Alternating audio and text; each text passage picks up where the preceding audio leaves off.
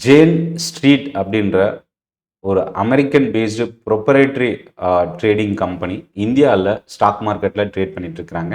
இந்த கம்பெனியை SEBI pan பண்ணியிருக்கிறாங்க. என்ன காரணம்? ஒரு பிக் ஸ்கேம் நடந்திருக்கு. 2023 டு 2025 மார்ச் வரைக்குமான இந்த ஸ்கேமு. ஸோ இந்த கம்பெனி என்ன மாதிரி ஸ்ட்ராட்டஜி யூஸ் பண்ணி இந்த மோசடியை செஞ்சுருந்தாங்க, செபி இதை எப்படி கண்டுபிடிச்சாங்க, இன்வெஸ்டர் என்ன செய்யலாம், இதை பற்றி தான் இந்த வீடியோவில் பார்க்க போகிறோம்.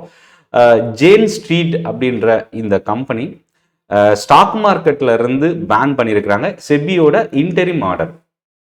இந்த கம்பெனி என்ன மோசடி செஞ்சாங்க அப்படின்னா 44,358 கோடி ரூபா வந்து ஸ்டாக் மார்க்கெட்டில் மோசடி செஞ்சு அது மூலயமா லாபம் அடைஞ்சிருக்கிறாங்க அப்படின்றது தான் இந்த கம்பெனி மேலே வச்சிருக்கிற குற்றச்சாட்டு.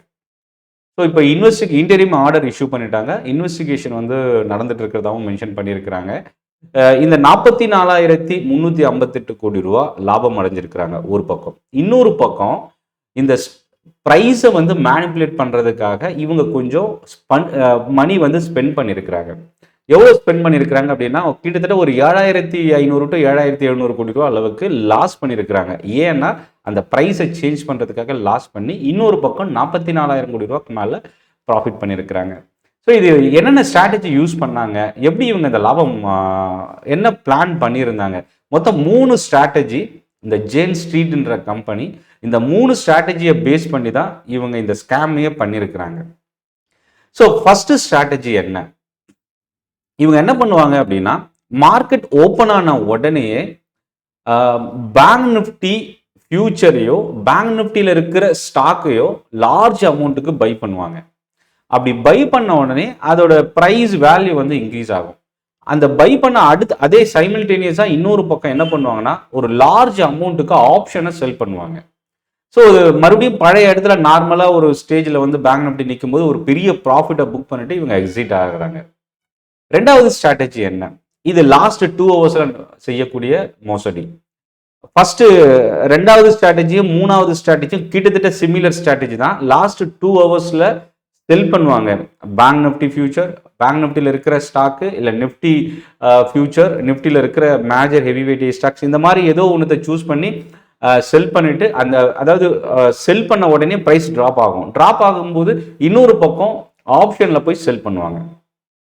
ஸோ அப்போ என்னன்னா அதே மாதிரி மூணாவது ஸ்ட்ராட்டஜி ப்ரைஸை வந்து பை பண்ணுறது மூலயமா இன்க்ரீஸ் பண்ண வைக்க முடியும், ப்ரைஸை செல் பண்ணுறது மூலியம் அந்த ஸ்கிரிப்டை செல் பண்ணுறது மூலயமா இறங்க வைக்க முடியும்.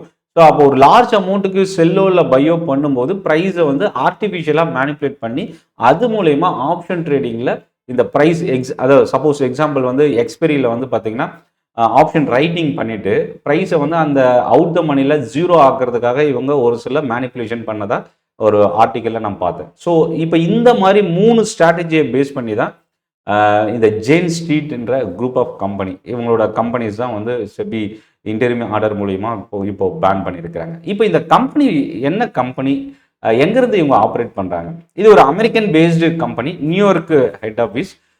இந்த கம்பெனி ஒரு ப்ரொப்ரேட்டரி ட்ரேடிங் செய்யக்கூடிய ஒரு கம்பெனி. அதாவது ஓனாக அவங்களே அவங்க கம்பெனி நேமில் ஃபண்டு போட்டு வேர்ல்டில் இருக்கிற கிட்டத்தட்ட ஒரு 45 கண்ட்ரீஸில் இவங்களோட பிஸ்னஸ் ஆப்ரேட் பண்ணுறாங்க. மோர் தென் 2,500 எம்ப்ளாயிஸ்க்கு மேலே இந்த கம்பெனியில் ஒர்க் பண்ணுறாங்க. இதில் ரொம்ப முக்கியமான ஒரு விஷயம் என்னென்னா இந்த ஃபினான்ஷியல் டைம்ஸில் இருந்து ஒரு நியூஸு ஜேன் ஸ்ட்ரீட் இந்த கம்பெனிக்கு சிஇஓவே இல்லை அப்படின்றது. கிட்டத்தட்ட ஒரு 30 to 40 சீனியர் எக்ஸிக்யூட்டிவ்ஸ் தான் இந்த கம்பெனியை மேனேஜ் பண்ணுறாங்க அப்படின்றதையும் மென்ஷன் பண்ணியிருக்கிறாங்க. 2024 ஏப்ரல்லே ஆல்ரெடி இந்த கம்பெனி மேலே ஏற்கனவே ஒரு குற்றச்சாட்டு இருக்குது.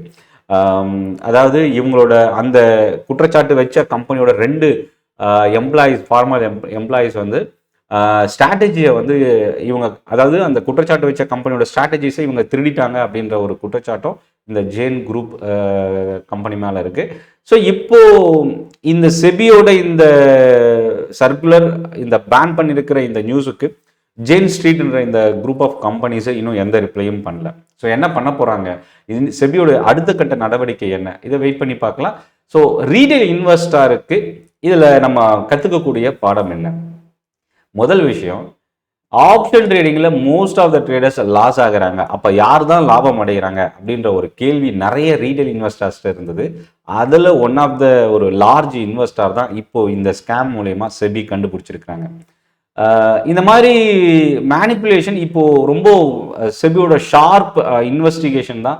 அடுத்தடுத்து கம்பெனிஸ் இந்த மாதிரி தவறு செய்யும் போது ஈஸியாக இப்போ உடனே கண்டுபிடிச்சி அதுக்கான ஸ்டெப்பையும் செபி ரொம்ப ஃபாஸ்ட்டாகவும் குயிக்காகவும் எடுத்துகிட்டு இருக்கிறாங்க. ரெண்டாவது, ரீட்டைல் ட்ரேடரோட சேஃப்டி அண்ட் ப்ரொடெக்ஷன், இன்வெஸ்டாரோட மணி, அதுக்கான நம்பிக்கை எடுத்துகிட்டு வர்றதுக்கான செபியோட இந்த முயற்சி ஸோ இப்போ இன்னும் கொஞ்சம் வேகம் எடுத்திருக்கு அப்படின்னு சொல்லலாம். இதில் இன்னொரு பக்கம் என்னென்னா, ரீட்டைல் இன்வெஸ்டர்ஸ் இந்த ப்ரைஸ் மேனிப்புலேஷன் என்ன நடக்குது, ஏன் இந்த ஸ்டாக் இங்கேருந்து அங்கே ஏறிச்சு, ஏன் இறங்குச்சு, இதெல்லாம் தெரியாமலே நம்ம பண்ணிட்டு இருந்தோம். பட் பேக்ரவுண்டில் என்ன நடக்குதுன்றது இந்த ஸ்கேம் மூலயமா நிறைய விஷயங்கள் நமக்கு உணர்த்துது அப்படின்னு சொல்லலாம். இந்த வீடியோ பற்றின உங்களோட ஃபீட்பேக்கை நீங்கள் ஷேர் பண்ணுங்கள். நன்றி, வணக்கம்.